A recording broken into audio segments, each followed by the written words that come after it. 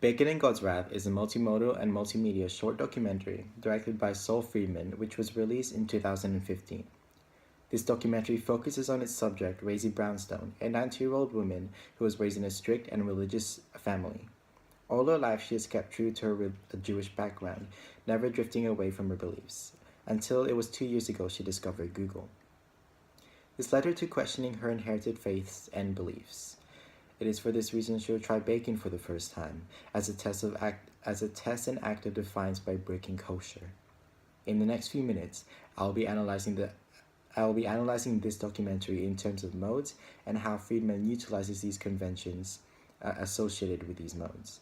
I'll also identify the individual style of the director and the content of the documentary, evaluating how these three elements connect to create its unique form.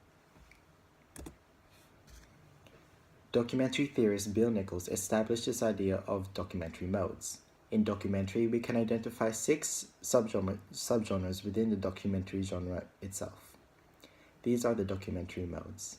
These modes include expository, observational, poetic, participatory, performative, and self-reflexive.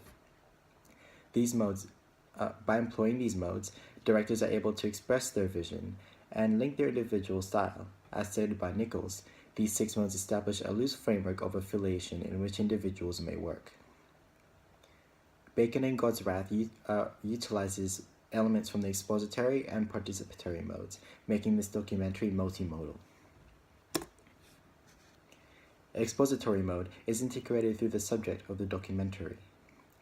Instead of utilizing narration, the director lets Rosie tell the story as a form of recollection of her life growing up in a strictly religious family and her conflicts she is currently undergoing.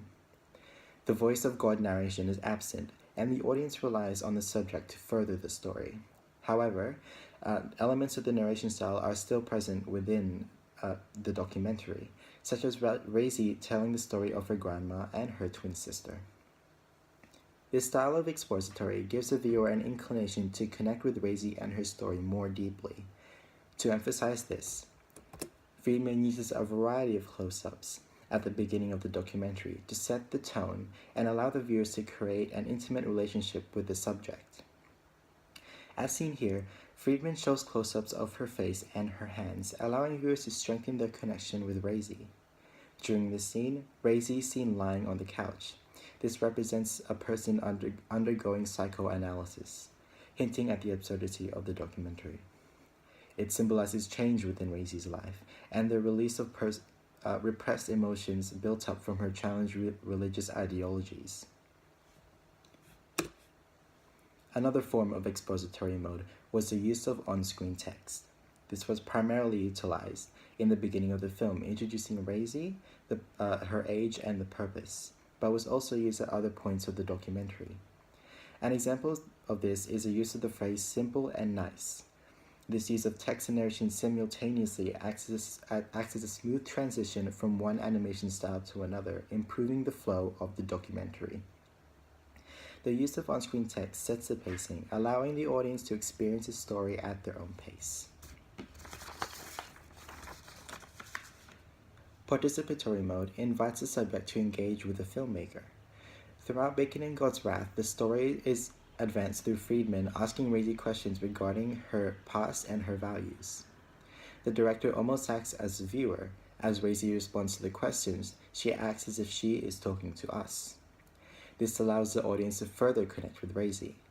Both modes used in this documentary aims to specifically make the audience a central component of the film. The story itself is quite personal, given that it is about Rosie, her experience, attitudes, values, and beliefs. Both of these modes effectively work together to achieve this aim and strengthen audience perception. As the participatory mode is primarily expressed through the use of interview, the documentary itself can predominantly be seen as an interview. It gives the feeling of a one-on-one conversation between subject and viewer. Friedman is a self-taught animator, with many of his works such as Day 40, Love Songs from an Android, and Bacon and God's Wrath, incorporating the use of 2D and 3D animation. In Bacon and God's Wrath, Animation is used as a visual storytelling element, specifically 2D animation, and is utilized throughout the documentary. An example of this is the animated version of Raisy's story of her grandmother and her twin sister. This links back to the expository mode, as it helps drive the story forward and maintains the viewer's attention. Friedman also utilizes 3D animation and is used to emphasize the absurdity of the documentary, creating surreal fantasy-like 3D models and adding them to a normal everyday setting.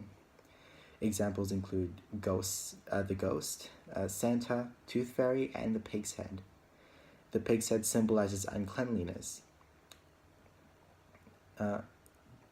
as Judaism forbids the consumption of this type of meat because it is seen as unclean. Raisy's indirect responses with the pig head symbolizes this disconnection. Primarily, Friedman uses animation to add humor and quirkiness in an otherwise serious moment in the documentary. As Friedman states, he sees animation as a great tool for making some dark bits a little more palatable.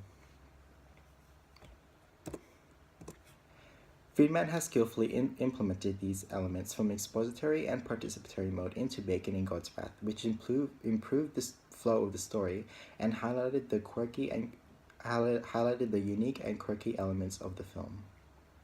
These modes work congruently with the content and his individual style, which helped create a refined and emotive piece of work.